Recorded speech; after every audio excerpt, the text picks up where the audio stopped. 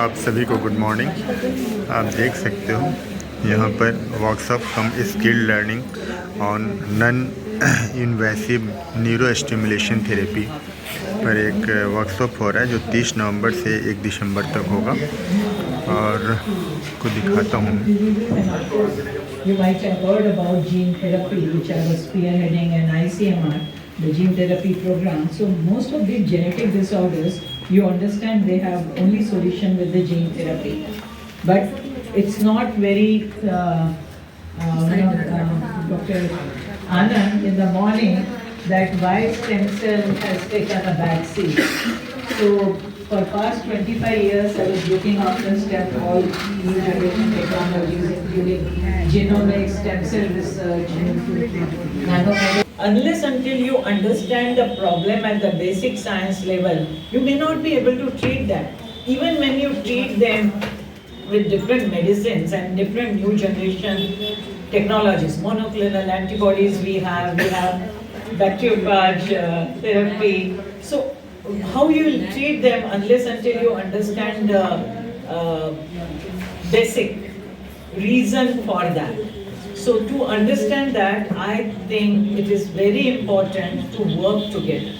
Join hands, take a holistic approach, look for questions. The clinicians have to give questions to the paramedical and allied sciences that we are facing these problems.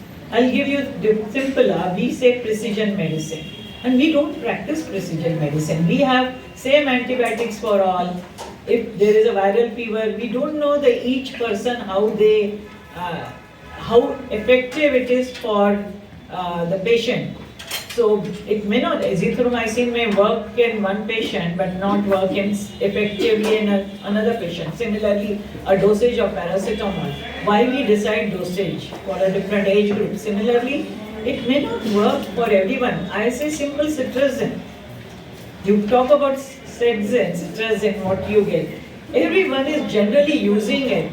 But some people, they feel drowsy. A person like me, I take 3 or 4, I don't feel drowsy at all. The reason behind this is a pharmacogenomics. We call it pharmacogenomics. So we need to work for each patient. We need to go in depth and understand what is the reason that it may work in different patients. So just in a brief, I want to tell you, being on a bedside for 17. Good morning. अपने को introduce करिए ma'am. मैं doctor Deepika Joshi, professor, department of neurology, institute of medical sciences, Banaras Hindu university. Ma'am ये workshop किस पर based है, कुछ ये बताओ आप। ये वर्कशॉप हमें ICMR DHR के द्वारा मिली है और मेनली ये non invasive neuro stimulation techniques पर वर्कशॉप करने के लिए हम लोग को ग्रांट मिला है। इसमें ICMR DHR की head professor Geeta Jotwani madam का भी लेक्चर है, जिसमें वो रिसर्च स्ट्रेंथनिंग कैपेसिटी पर एम्फेसाइज करेंगी ताकि जो जूनियर फैकल्टी है उन लोगों का रिसर्च कैसे होता है, रिसर्च की ओर उन लोगों का रुझान बढ़े और वो और रिसर्च एक्टिविटीज़ में इंस्टीट्यूट लेवल पे पार्टिसिपेट करें। मैम कौन कौन जो कीनोट्स लेक्चर है उसमें कौन कौन लोग पार्टिसिपेट कर रहे हैं? इसमें प्रोफेसर गीता जोतवानी मैडम के अलावा एम्स न्यू दिल्ली से प्रोफेसर दीप्ति विभा, एम्स पटना से doctor Pratibha Prasad, IMS psychiatry department से professor Mona Srivastava, professor JS Yadav और डिपार्टमेंट ऑफ न्यूरोलॉजी से professor RN Chaurasia, doctor Varun Kumar Singh, doctor Anand, doctor Abhishek Pathak और जो हेड ऑफ डिपार्टमेंट होंगे सर वो लोग भी। और वर्कशॉप भी होगी जिसमें professor Abhishek Pathak, professor VN Mishra, doctor Varun, doctor Anand और इसके अलावा neuro rehabilitation in movement disorders पे भी एक इम्पॉर्टेंट टॉक होगा जिसमें प्रोफेसर निर्मल सूर्या जो कि स्ट्रोक और रिहेबिलिटेशन के जाने माने विशेषज्ञ हैं, वो बॉम्बे से आ रहे हैं, तो सर भी कभी एक टॉक होगा जिससे हमारे रेजिडेंट्स और सारे रिसर्च स्कॉलर्स को काफ़ी लाभ होगा। चलिए ma'am, okay, wish you all the best, thank you. Non invasive neuro stimulation है, तो एक तो विभिन्न डिसऑर्डर्स जैसे neurological disorders, movement disorders, Parkinson's, कंपन, पेन, डिप्रेशन, न्यूरोसाइकेट्रिक डिसऑर्डर्स, तो इनमें non invasive neuro stimulation technique के द्वारा ये बच्चों को सिखाया जाएगा।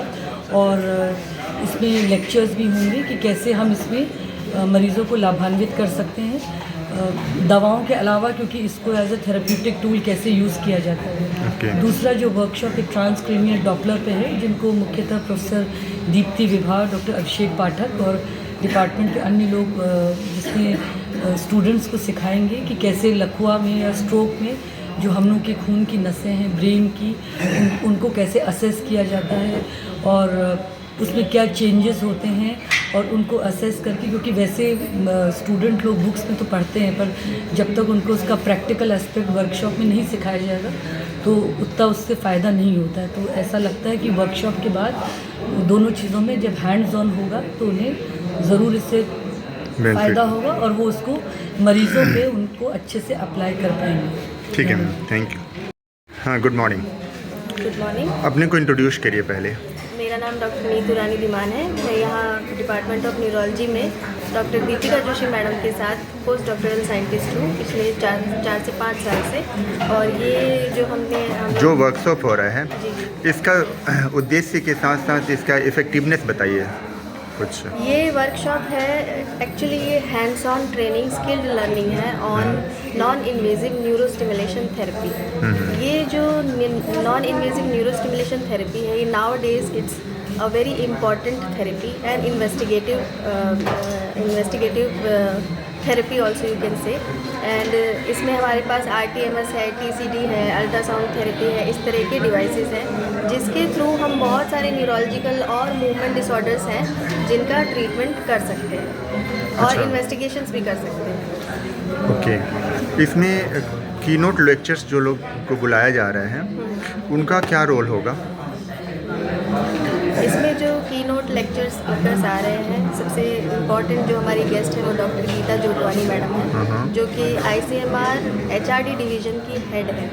और वो स्पेशली आ रही हैं ICMR DHR में जो प्रोग्राम्स, रिसर्च प्रोग्राम्स कंडक्ट किए जाते हैं उनके बारे में यहाँ डिस्क्राइब करने, उनकी डिटेल्स एक्सप्लेन करने, ताकि लोग मोटिवेट हो, प्रमोट हो ज़्यादा से ज़्यादा प्रोजेक्ट्स अप्लाई करने में। और जितने भी डिजीज़ हैं, स्पेशली जो न्यूरोलॉजिकल डिजीज़ हैं, उनसे रिलेटेड कुछ इस तरह की रिसर्च और प्रोजेक्ट्स अप्लाई करें जिससे कि पेशेंट्स का भला हो सके। Thank you.